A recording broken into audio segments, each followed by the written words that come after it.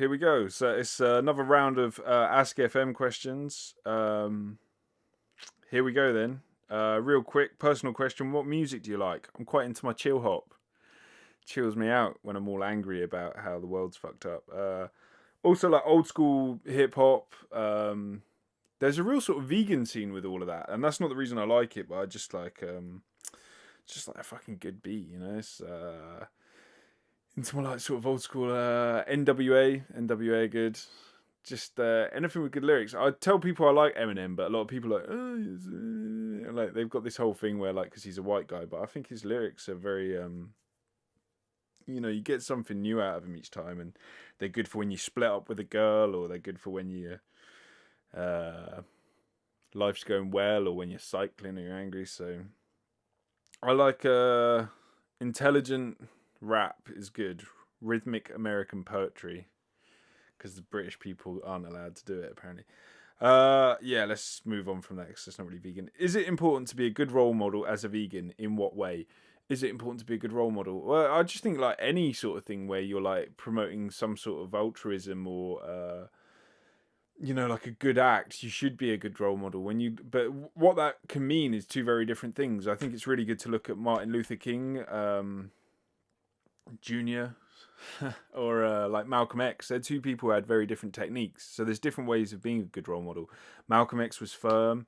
He stood his, he was well spoken. He was very presentable. He's very polite actually, like in his interviews. But he kind of stood his ground. He was like, if you're going to attack us, we're going to we're not going to just stand there and take it. Martin Luther King was much more sort of like. Was Martin Luther King? His whole thing was much more sort of like about inspiring people to. Well, his whole thing was like, I have a dream, wasn't it? And his whole thing was like, we can work this out and we can find compassion and we can all live together. While Malcolm X was sort of like, who taught you to hate yourself? That was his whole thing, like trying to empower people. So they both had the same message, but two slightly different ways of going about it. But same with veganism, I think. It's kind of like. Just be good at it. Just be really good at it. Like, just learn. Like, when you get as passionate as like kind of where I'm going with this right now is all I do is I'm reading books on it. I'm educating myself. I'm not just reading books on veganism. I'm reading books on like the abolition of slaves. I'm watching the videos on like fur farms and stuff that have been made by the fur farm, like the mink farm companies, where they're trying to promote it. You've really got to try and get your head into different like angles of it, because if you're only looking at it from the vegan perspective, you'll limit your learning. Also, like graphic design, advertising, like marketing, like really sort of study how McDonald's operate. I keep using McDonald's as the example, but all of them, any sort of successful marketing thing, and just the psychology of it all. Teach yourself how to debate. Teach yourself logic. Not the soundtrack. Well, you could learn that as well. Create some music, but like if anyone knows what I'm talking about, good for you. But yeah, like teach yourself like a foundation of knowledge. Like improve your vocabulary. Just always be educating yourself. Look smart, be presentable, get fit, like become the whole package. That's what I'm sort of like. I'm not there yet completely, but I don't look smart. Like right now, I don't have any food on me right now. I've usually got like a few watermelon seeds down my top when I'm just hanging out, when I'm not going out or anything. So yeah, be a good role model. And the other thing is just be like a big brother to people, like, or a big sister or whatever. Like, just people aren't there yet, and you just got to help them through, like, inspire them. There's so many bad role models today in society. When we look at celebrities and stuff, where there's this kind of vacuous, pretentious bunch of people who don't really stand for anything, to the point that we've got to a stage where we look to fictional role models, whether that be, whether it be through like religious deities or like fables, or probably more people have learned morals from Harry Potter as a fictional character than they have from any real person. And when you see like the people with millions of followers on Facebook, like Twitter, whatever, like it's kind of like the Justin Biebers of this world, and all they've got to say is "ooh, baby, baby, baby, baby." It doesn't fucking mean anything. So like, if you want to be a good role model, find your conviction and just like follow it, you know. And alternatively, what's a bad role model for veganism? I suppose, like someone I probably wouldn't send someone to for the first time is like there's this guy called John Sack. I think it's pronounced Sackars. I think he's like sort of maybe Canadian, so got like a sort of Toronto vibe to him. No offense, but it's I like him, man. He's like the wacky end of the vegan community, and you need that. But I wouldn't be like, hey, here's like a video about veganism, and it's just him going, "Go fuck your vegan," like to some bad green screen and some ugly fonts. But I think he's great. But he wouldn't be my first point of call as a role model because he's you got to be someone that inspires people. That's what it comes down to. If like rather than put people off, but if whatever people's doing that's promoting veganism, I'm down for it. Even if it like if they just beat a drum on the side of a street corner and shout at people, then like good for them. Even if it doesn't, even if it attracts one person in 5 years, like I'm just glad they're doing something. Okay, next question. I've noticed like this mic's quite sensitive and I'm really close to it, and when I swallow you can really hear it, so I'm sorry if you're getting sort of these sort of Gollum noises where I'm like Gollum. I won't do that again. That's a terrible impression. No, you're not a recipe guru. No. No, you're not a recipe guru or nout like that. Is this like in a northern accent? I know you're not a recipe guru or nout like that, but is a breadcrumb tofu a thing? I have breadcrumbs and tofu, and I don't know whether to combine them or how to do so. Give it a go. Yeah, you can chuck breadcrumbs on tofu. Just kind of make them stick. Yeah, do that. I'm gonna keep moving. Good luck with that. Let us know how it goes. I've definitely seen that before, so.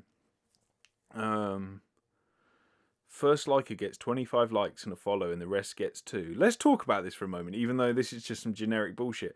I like on Twitter, because I've got quite a few followers now. Like, I mean, like not loads, but it's getting on to like 45,000 or something. Like when people, because I always follow people back so that they can direct message me, because that's the whole purpose of the account. And through following people back, so many people have these automated messages on now that's just like, check out my SoundCloud. Now I've got a SoundCloud. Maybe I'll turn into one of those people. But it's just like, are people really that sort of like limited in their perspective that they just think what's important to them is important to other people? Everyone's just trying to promote themselves and they've got nothing to say in it. Like this is okay. So this is the reason why I don't sort of reveal my identity on this. It's not so much to keep it a secret. It's just so that it doesn't seem like some egocentric project, because I could easily go down the Russell Brand route of having a book called Revolution where it's just got my face on it and I'm like topless or whatever, and like fair play to Russell Brand for who he is, but I'm just not into this whole. For society to move along, I think we've got to get to a stage where we're not so we've got to become a bit more selfless, like the causes should be before us. The causes before us almost rhymes. It's not a very good slogan. Do you have a six-pack? The muscle kind of six-pack. Oh, they've stopped me from wittily saying, yes, I've got a six-pack of lemonade.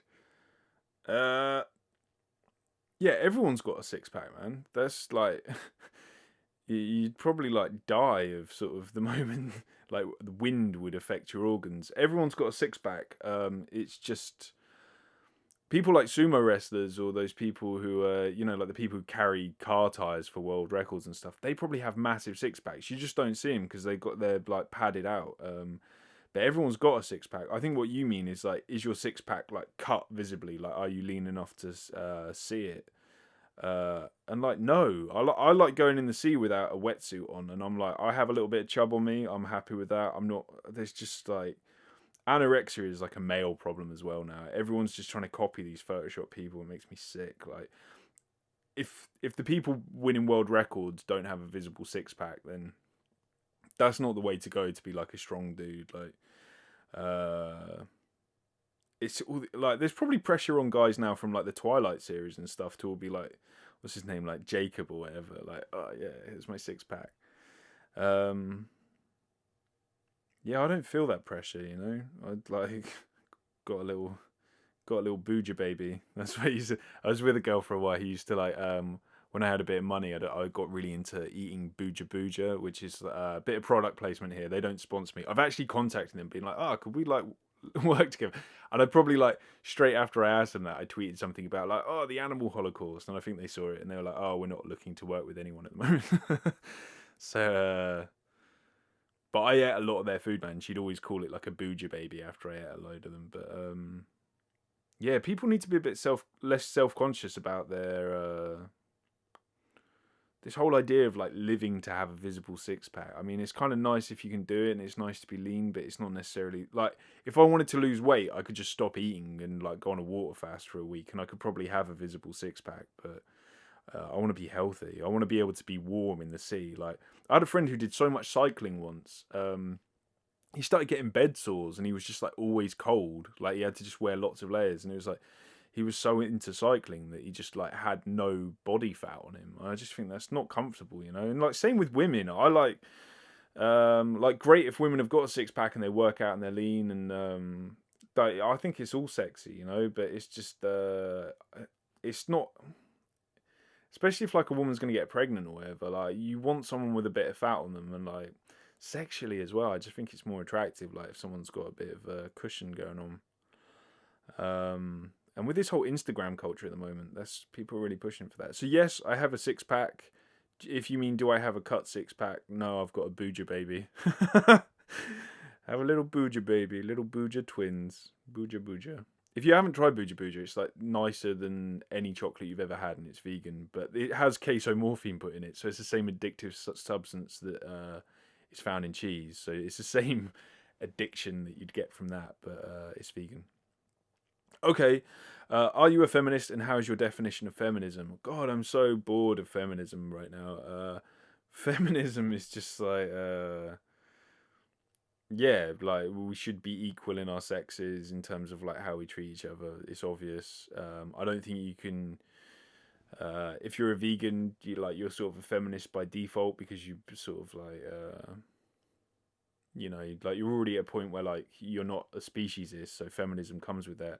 And I don't think you can really truly be a feminist until you stop drinking milk and exploiting other species, other females. Like you're funding rape if you're a feminist. Like you can't call yourself a feminist and fund rape of other female species. It's horrible. Oh, cool. Bit of a compliment. Your podcasts are much more enjoyable. Oh, is that? This could be a backhanded criticism. Backhanded compliment, I mean. Your podcasts are much more enjoyable than just reading your answers. Please keep it going, smiley face. Vegan plant murderer. I'm just going to check out his profile real quick. He's got like a sort of Indian vibe going on. Sayajira. Cheers, dude. I think that's a compliment, unless you've just been reading my things going, oh, this is boring. And then like finally I've done it as audio and you're like, oh, at least I don't have to stare at a screen to do this. Oh, it's another compliment. Okay, it goes, I just wanted to thank you. This Twitter helped me go from being a vegetarian to being a vegan. Ah, I live for this shit, man. Like this is what I get high on. This is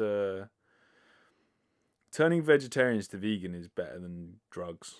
It is it's my crystal meth doing this. A week ago they put in brackets. I just want to thank you. This Twitter helped push me to go from being a vegetarian to being a vegan a week ago. Cheers to the rest of my life free of supporting animal cruelty. Cheers. Hey. Thank you.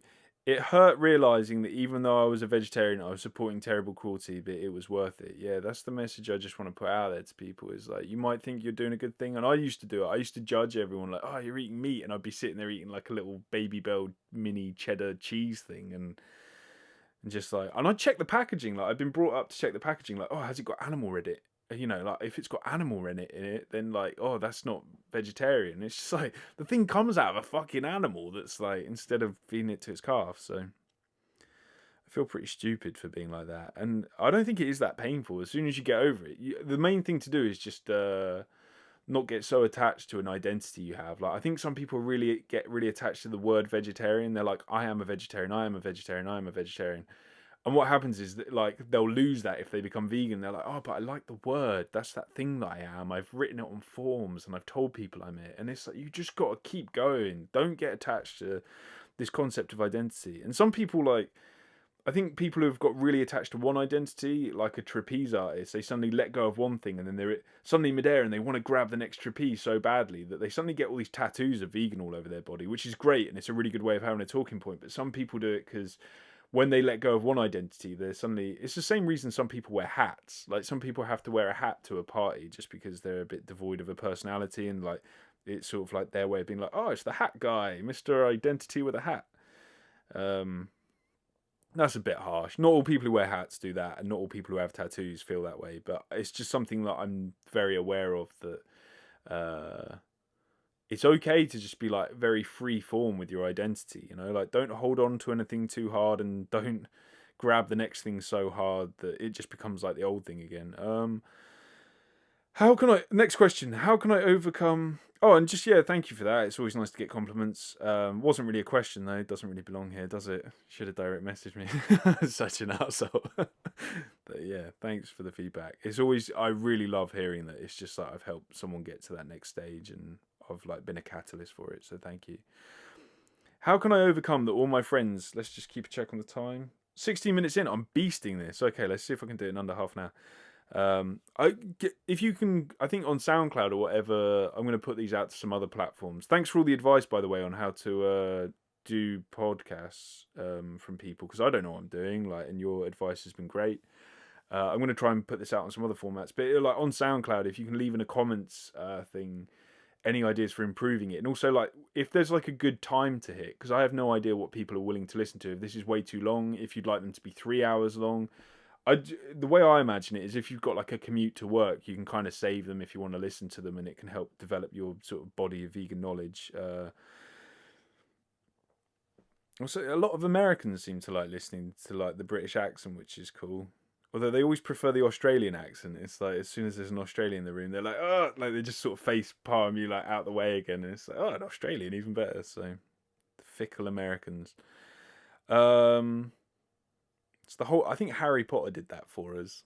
Harry Potter and James Bond just made being British cool. Instead, usually it's the bad guys in films who are all like, oh, hello, Mr. And then it suddenly became cool because it's like all Hogwarts and stuff. It's good old J.K. Rowling with that. Next question. There's me, like, I'll do this as quick as possible, and then I just went off on about 8 tangents. How can I overcome that all my friends eat meat? Fuck. Yeah, it's a tricky one, isn't it? And when I hang out with them, I can only drink water. I live in a developing country, I suppose. I mean, or is that what it's called? Maybe I've got that wrong. A development country where all restaurants sell meat-based food. Open brackets, even horse meat. Close brackets. Even horse meat. Like, oh my gosh, that's worse. You know, like, it's all fucked up. So being a vegan is super expensive. For example, a meat hamburger costs $1 versus $5 the soy one. I'm trying to figure out what country you come from, because you've got dollars. I'm guessing English isn't your first language. There's a few little... I read it out, but there's a few little grammar, and I can't speak other languages, man. Like, the fact that I'm always amazed when people, like, know more than one language, because my brain doesn't work like that. I've tried as well. It's just, like... doesn't... I need to go and live in another country. Let's pick one up. Yeah, I wonder what country you're living in. It'd be interesting to know that. So what is the question? How can I overcome that all my friends eat meat? I'm going to kind of discuss this one more in other podcasts, where I'm actually talking to friends that I've got who do eat meat, and just how my relationship works with them, and hopefully that'll be a good guide. So just keep listening. The fact that it's more expensive. Okay, well, here's the mistake you're making with this. Not to be harsh on you, and I've made this mistake as well, is that you don't have to eat a vegan hamburger. Like, it does cost $5, and the one that's subsidized by the government, and, like, basically the taxes, because, like, life is cheap. That's the sad reality. It's minced up some animal's life or whatever, and it's cheaper than the food that they're being fed directly to make a burger. It's ridiculous. You know, it's crazy. But you don't have to eat a substitute thing. Just eat rice, eat I'm not a big fan of pasta. Some people like it, but like it's cheap, you know. Rice, pasta, oatmeal, eat potatoes, eat bananas, eat uh, just eat like lots of good fruit as well. I know that can be a little bit expensive depending on where you are, but you know, go for it. I've got someone who keeps. Oh man, someone keeps trying to call me. They've like tried to call me 4 times now. I'm just gonna keep flowing with this. So, I'm getting text messages. I'm like, pick up. So yeah, I'll explain more about the friendship thing later because that is a whole podcast in itself. So listen out for that. But it's possible. But I'd say like if your friends are complete dicks about it, like don't be friends with them because life's short and why hang around with pieces of shit. And that can be hard if they've been your friend as a child, but you don't have to hold on to them just because like to be consistent. Next one, and yeah, so you don't need to eat vegan alternatives to meat. Just eat cheap vegan foods, and like it'll be healthier as well, you know, because that stuff's quite processed, with a bunch of other stuff and like shelf life and all that kind of thing. It's just not as healthy as just eating good whole foods. Next one, I like your podcast, and they've done the little smiley face thing that I do, which is like I feel like I own that, man. I'm gonna trademark that smiley face, and then if anyone uses it, I'm gonna make them pay royalties. But it's I like to use that smiley face, especially in tweets, because it's like 2 little arrows, so it makes you read the tweet again. See, there's some like Jedi mind tricks to it. And it also looks kind of smug. It's like a smug, happy face. Like, But yeah, the world of emojis is something I never thought I'd get into. I was really late getting a mobile phone, actually. I was like one of those people who was like 19 when I got a mobile phone. Just like borrowed other people's when we were out and like just paid them 20p for their credit. Like, can I phone my parents? So I'm like, let them know where I am. And they're like, oh yeah, give us 20p then. I grew up in an age where like if you went out you had to like plan it, and like if you lost each other you lost each other, you know, and then you'd find each other the next day. They'd like mobile phones have changed things. But yeah, someone's saying I like your podcast. Cool. This is yeah, I feel like it's going quite well really. Apart from all my sort of that thing that I do. I'm it's probably going to be good for me to like keep listening to these back and become really neurotic and try and cut out all the likes and the ers that I'm very aware that I'm doing, and the swallowing noise. But it will help me become a better spokesperson. Hopefully that'll don't judge me based on who I am now. Like see where I'm progressing with this, because I'm so obsessed with veganism that I'm still going to be doing this in 20 years, you know. And the landscape's going to keep changing. I like you look at how vegetarians are treated now. That's how veganism's going to be in 20 years, no doubt, if not better. And it's just it used to be really hard to be a vegan. You know, you had to like mail order stuff for like just soya milk, and if you can go and find some old vegans and like just chat to them about like the hard times they went through, and you'll realize that a lot has changed in quite a short period of time. Okay, next question. That's me swallowing again. I'm gonna stop and have some water. And do you know what? I'm not even gonna edit this because like the whole point is they're quick and easy. It's good to be hydrated. I always tell people like you know, your urine should be clear. If it's not clear, then unless you've had beetroot or asparagus or something, you want to keep your urine clear. It's a sign that you're processing all the toxins. So yeah, I like your podcast. Cheers, mate. Anonymous person. Do you know about any good vegan video games? I'm actually covering this in episode 3 of the news, where I'm looking at how the media represents veganism. In terms of video games, there's a big evolution where it's gone from sort of like if anyone remembers the old style PC shoot 'em ups like Wolfenstein, like the original ones, where you like to improve your health, like to get the health bar up, you had to go and find like little like what do you call them? Like the meat lingo, like sort of like a leg of chicken, or like a leg of chicken, like a leg of lamb, or a chicken breast or something, where you'd like walk over it and it'd be like and then it's like your health bar would go up a bit. And I always felt like it was also like that with the Grand Theft Auto, where I always felt a bit bad when I'd go and run over.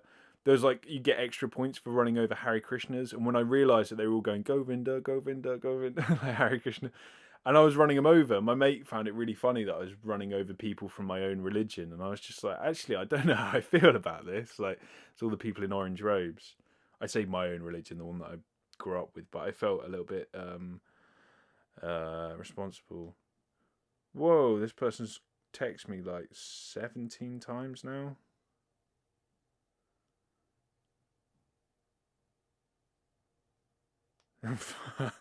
Oh man, I have to get in contact with him at some point. Okay, let me not get distracted. Phones are really distracting though. I think they've ruined my life as much as they've helped me with some things. It's good to just go outside and switch it off. Which I try and there'll be more technology rehabs in the next 5 years, I guarantee it, where people just actually like sign a thing and then get stripped of all technology for like 3 weeks. That's if you, like someone should like start building one of those, because they're going to be making money in the next few years, because it is a problem for people, and I feel like I've got enough self-control with it, but it might get worse.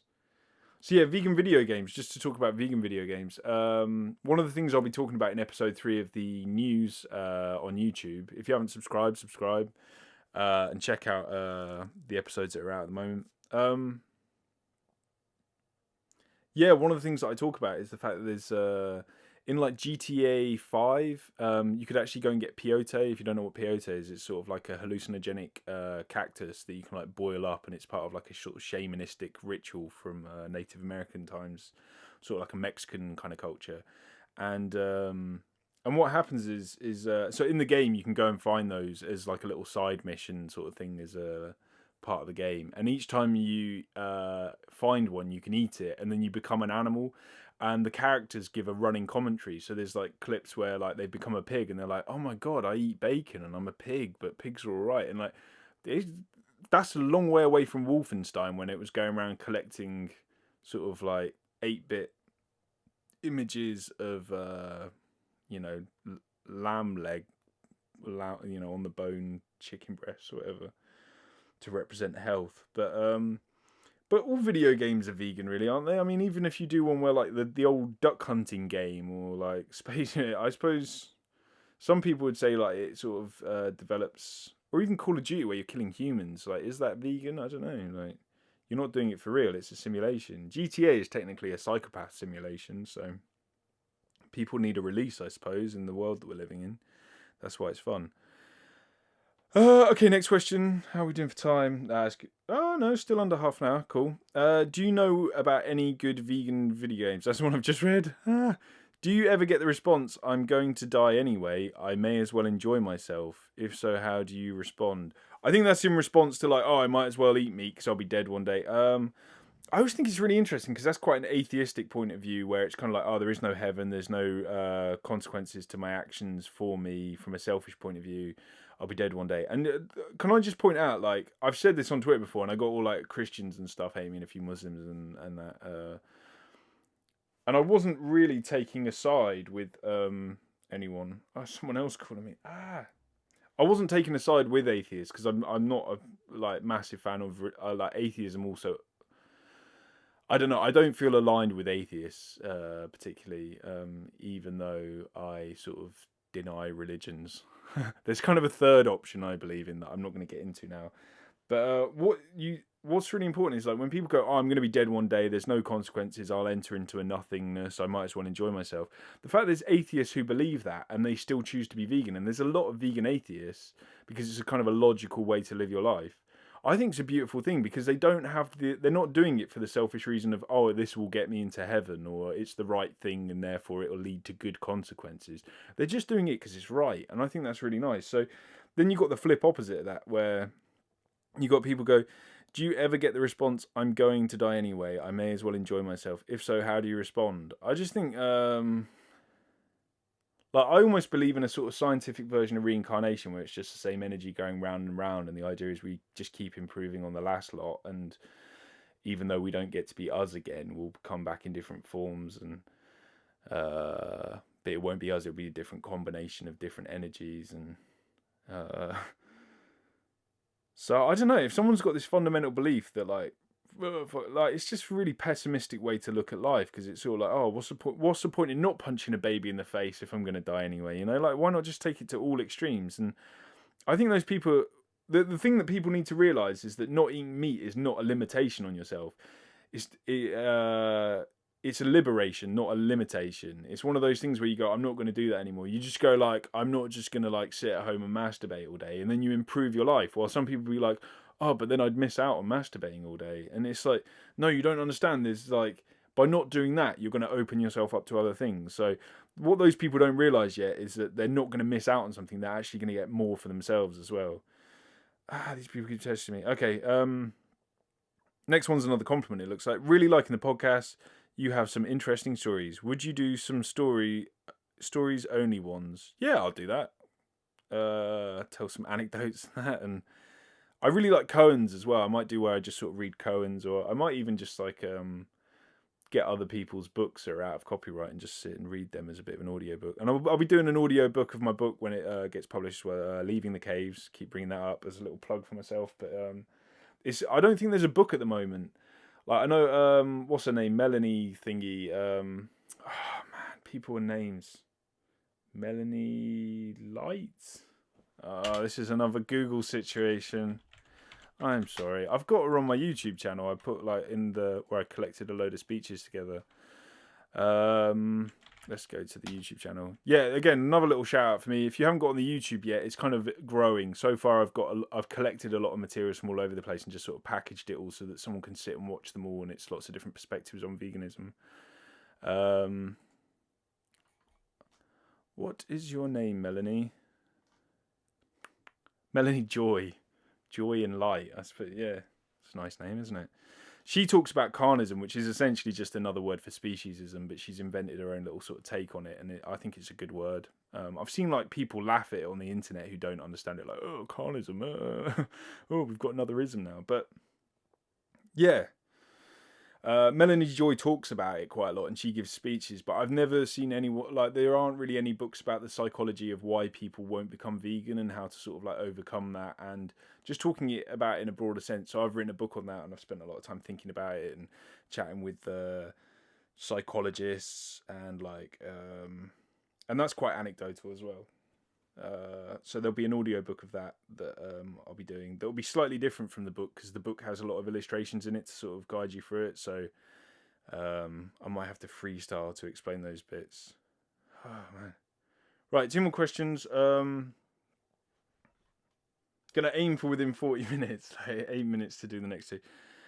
Your message has enlightened many people here to eat healthier, and you're a wonderful example for all to follow. The compliment monkey. This is like the first time I've ever got loads of. Normally it's people going, "Don't you realise you'll be putting people out of jobs?" Like, well, fuck you for being vegan. This is I feel like I'm too British to be reading out compliments. I feel like apologising or explaining why they're wrong. Don't do that sort of American bragging thing. Like that Kanye West style, like, I'm the best thing that's ever happened, and here's some people who agree. Your message has enlightened many. Do you know what? I don't like this whole idea of calling it enlightened. Like, I think it's nice to think like that, but you just this is someone who's like saying nice things about me, but please don't call it like seeing the light. I hate this idea of seeing the light is oh, I went vegan and I saw the light. You know, this whole vegangelical, we call it. You know, like enlightened. It just comes across as smug, as like someone who's driving around in like a hybrid car, being like, "Oh yes, I'm saving the environment." And it's like, you're not. It's like, just don't. I appreciate the compliment, but don't be smug about being vegan. That's like the worst thing you can be. I think that's one of the. If I prefer people to think that vegans are militant and want to get involved than think vegans are smug. Smug vegans just irritate me, man. But I don't think I've enlightened anyone. You can only enlighten yourself. My aim isn't to make people eat healthier. You can eat a load of shit for all I care, and as long as it's vegan, and you're getting to that place where you've made the connection, then good for you. I don't care if you just sit and eat beans on toast 3 meals a day, and you know, just that's fine as long as you just got to that point where you don't want to. Your thoughts and actions are in line in terms of how you feel about what's right and wrong in regards to veganism. Okay, so final question. I've just dismissed a compliment there. That was by someone called the Compliment Monkey. Maybe that's just what they do.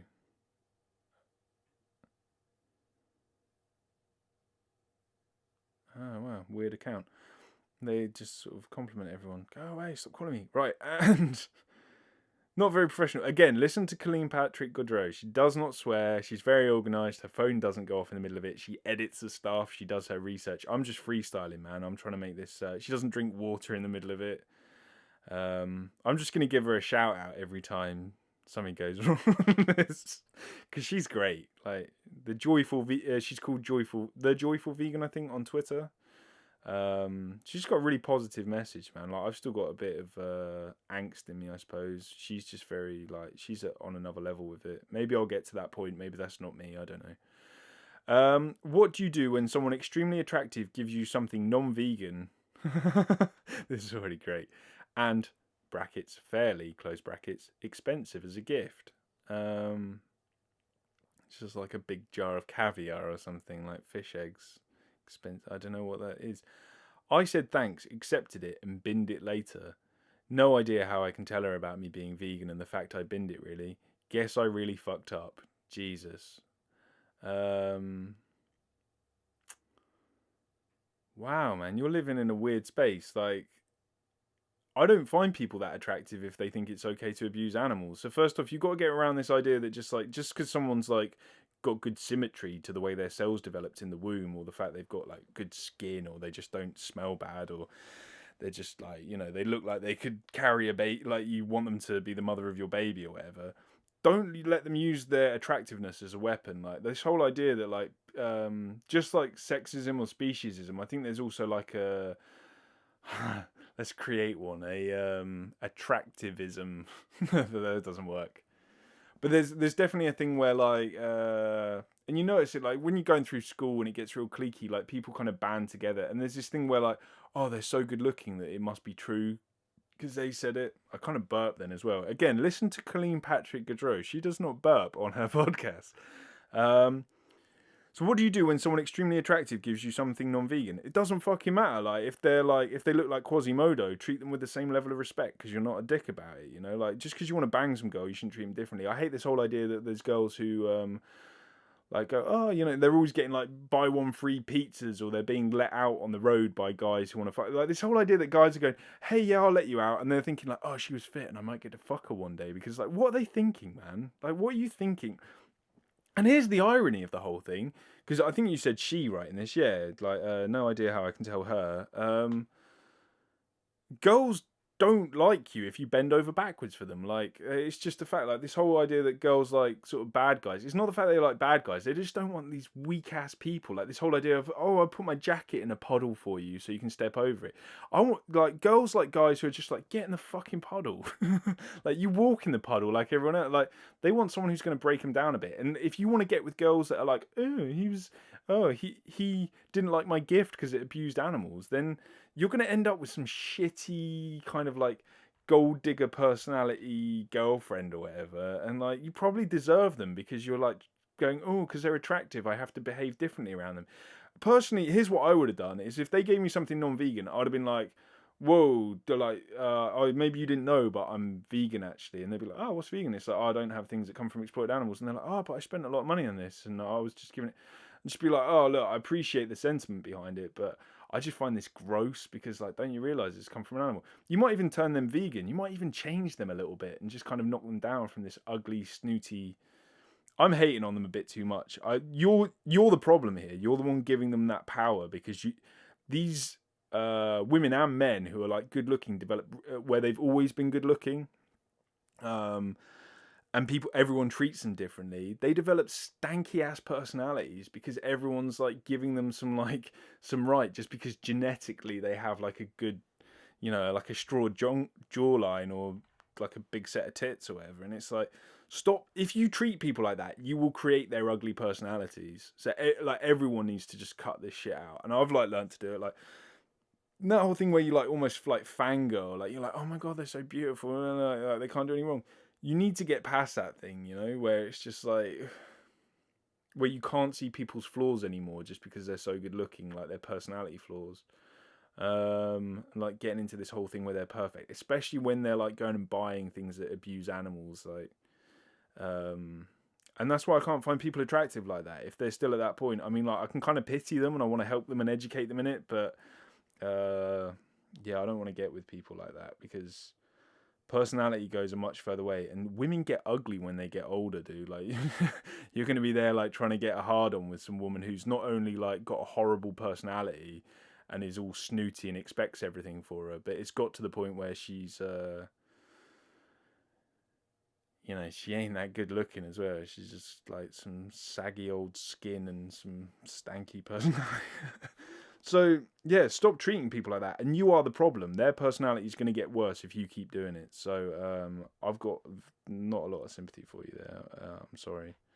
Okay, so that's all the questions for now. This person's starting to think that I've neglected them, who's texted me another 12 times since I last checked. Wow, they're crazy.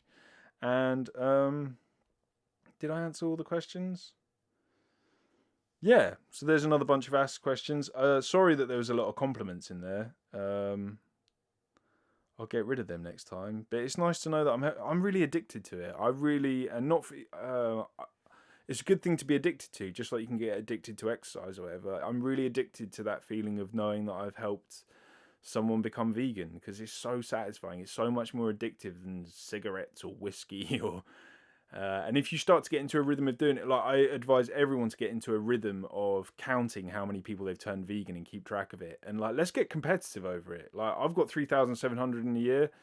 Bring it on. Like, I want to see someone hitting, like, in a year and a half, I want someone who've got 4,000 and just be like, I did it better than you, and here's how I did it. Like, let's bring on this vegan competitive attitude where we're like, and it's not even converting people. We're bringing them back to the state that they were sort of born in, where they had compassion, and we're trying to like revert them back before they got brainwashed. So don't see it as some like sort of Jehovah's Witness knocking on people's doors thing. We're trying to like unbrainwash people. Okay.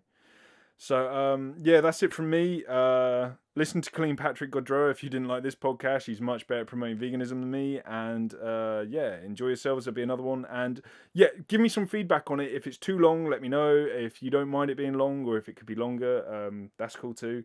Some of the interviews I got with people are really long. They're like 2 hours. So tell me if I should break those up. I don't really know what my audience is at the moment, but I'm imagining it's for people who are commuting to work, and like you can kind of save them and listen to them. And if you've got an hour in and an hour out, then that's kind of nice. And it stops you from feeling in a rush when you got something like to listen to, you know, rather than just being like, oh, I gotta get to work. You're just like, oh, maybe a red light right now is quite good. I get to listen to the end of this. That's how I am with it.